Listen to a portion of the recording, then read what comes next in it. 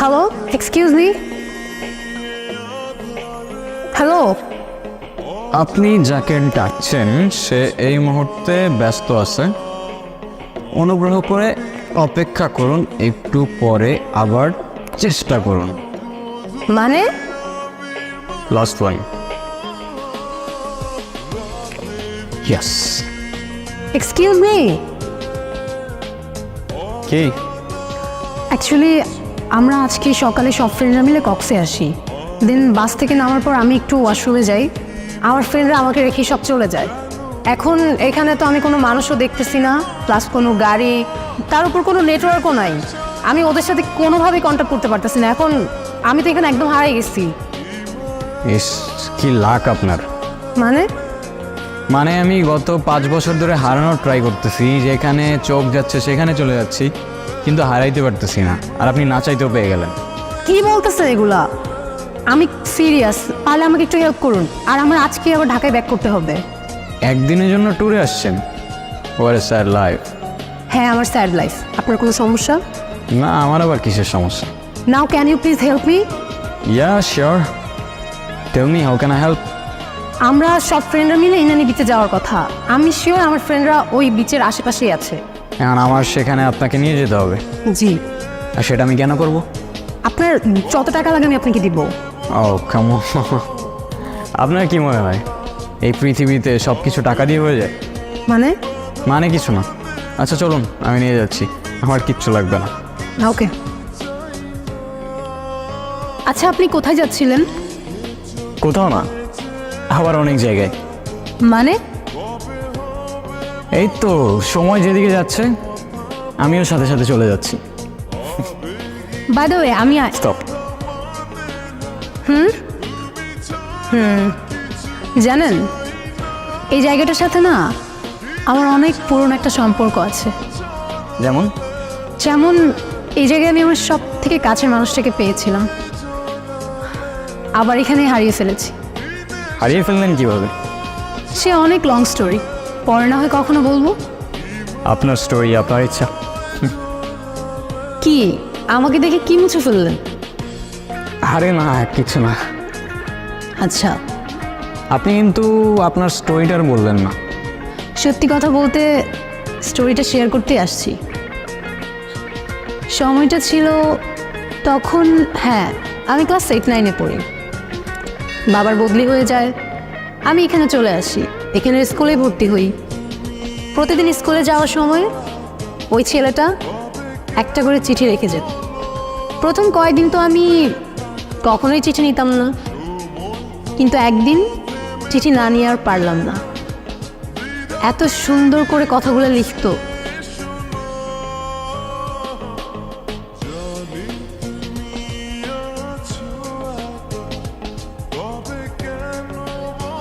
চিঠিতে যে ফিলিংগুলো ছিল সেগুলো এখনকার হোয়াটসঅ্যাপ মেসেঞ্জার জেনারেশন কখনোই ফিল করতে পারবে। প্রত্যেকটা অক্ষরে কেমন যেন মায়া ছিল। জানেন, ও প্রত্যেকটা দিন চিঠি লিখতো, প্রত্যেকটা দিন। আর এত সুন্দর করে চিঠি লিখতো, আগেই তো বললাম, মানে ওর প্রেমে পড়তে আমি বাধ্য হয়েছি। ইন্টারেস্টিং। আচ্ছা তারপর কি হলো? তারপর আর কি, ওর সাথে সাথে আমিও ওকে চিঠির উত্তর দিয়ে আসতাম। এরকম করেই কাটছিল। আমি ওকে না দেখেও ওর মায়ে পড়ে গিয়েছিল।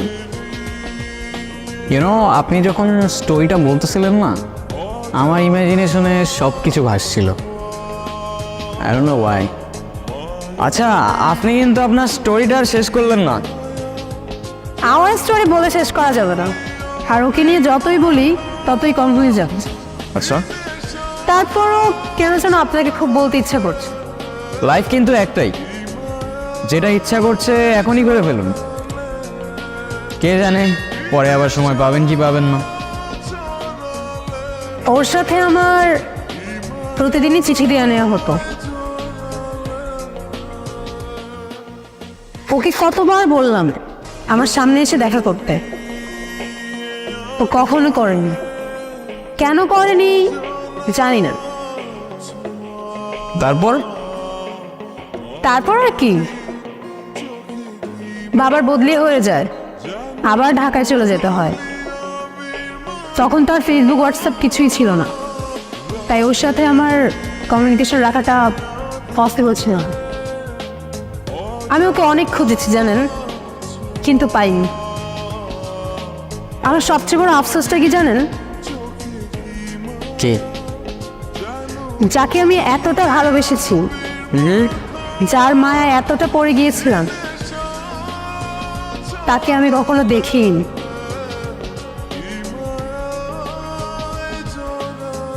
আপনার চোখে পানি কেন? কিছু না, এমনি। আপনি ওকে খুব ভালোবাসতেন তাই না? তাহলে ওই ছেলেটাকে বিয়ে করছেন যে? ওর সাথে আমার ফ্যামিলিগত বিয়ে, ওই যে দেশি কালচার, বিয়ে তো একটা করতেই হবে, সেটাই করছি। ভালো থাকবেন? হয়তো। আচ্ছা, আমার না চলে যেতে হবে, আমার হাতে আর তেমন সময় নাই। আমার আজকে রাতেই ফ্লাইট, মিস করা যাবে না। চলে যাচ্ছেন? হ্যাঁ। ও, I have something for you. কি?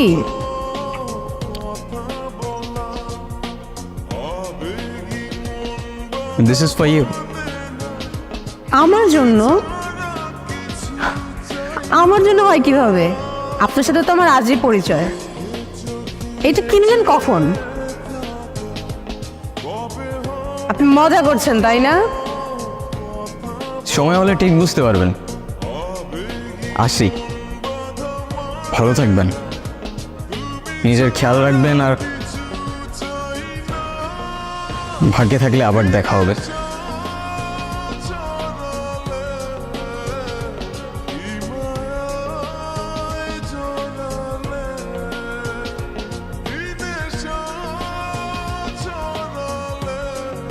আয়রা, কোথায় হারাই যাও বারবার? আমার কি আর কোনো কাজ নেই? আমি সারাদিন তোমারই খুঁজবো। আরে দেখো না, ছেলেটা চলে গেল, আর যাওয়ার আগে আমাকে এই বক্সটা দিয়ে গেল। কি করবো বুঝতেছি না। কি করবি আবার? ভিতর খুলে দেখবি না? আপন তো একজনের গিফট দিতে দেখবি না? খোল, ভিতর কি আছে দেখ। ভাই তুই শুরু করলি, তোরা ওর সাথে নেকামি শুরু করলি। তোদের নিয়ে আমি আর পারি না। আমার একটা কল আসে, তোরা যা ইচ্ছা কর, আমি কথা বলে আসি।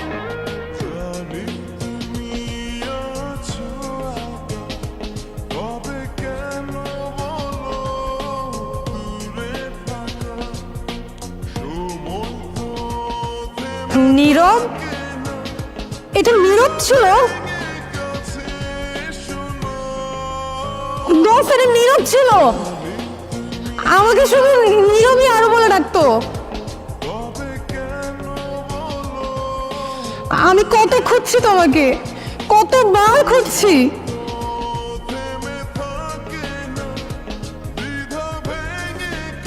আবার এত কাছে নিয়ে ফেললাম।